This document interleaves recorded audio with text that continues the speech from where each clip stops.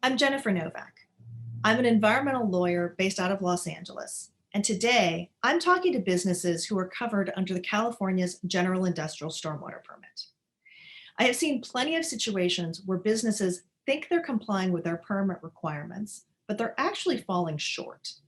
And by falling short, they leave themselves vulnerable to a threatened citizen suit or to enforcement by a government agency.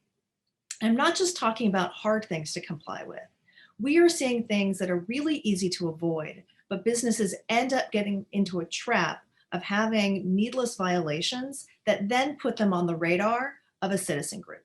Your permit is not like your business license. You can't just pay attention to it when you have a deadline or report coming up.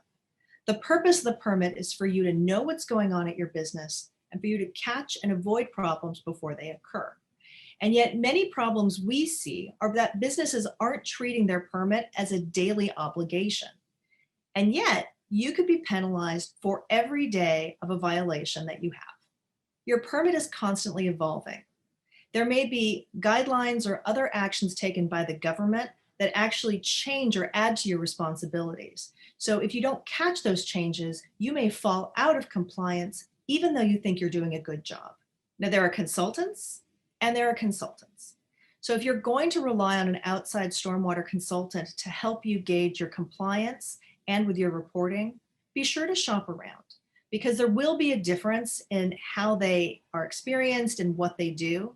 And even if you rely on a consultant, you will still be responsible for any of their failures. Just because no one's told you that you're not in compliance doesn't mean you are in compliance. Remember that a statute of limitations for a citizen suit is 5 years. That means for something you're not doing correctly now, they can look back 5 years to catch 5 years worth of violations.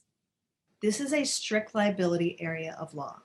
So it doesn't matter if you think you love the environment, if you give to environmental causes, if you think you're doing a good job at your business, if you actually have violations, if you're not fully complying with your permit, that's what establishes your legal liability.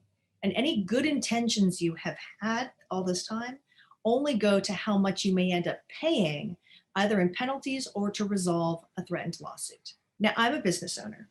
I don't like spending money if I don't have to. But you know what's worse than having to pay for a lawyer or a consultant to make sure that your business is in compliance with your permit? It's getting threatened with a lawsuit by a concerned citizen, and then having to pay not only for your own lawyer and consultant, but paying for theirs as they investigated your facility and whether or not you were in compliance. And for most of our clients, that's the part that hurts the most. Now, they say an ounce of prevention is worth a pound of cure.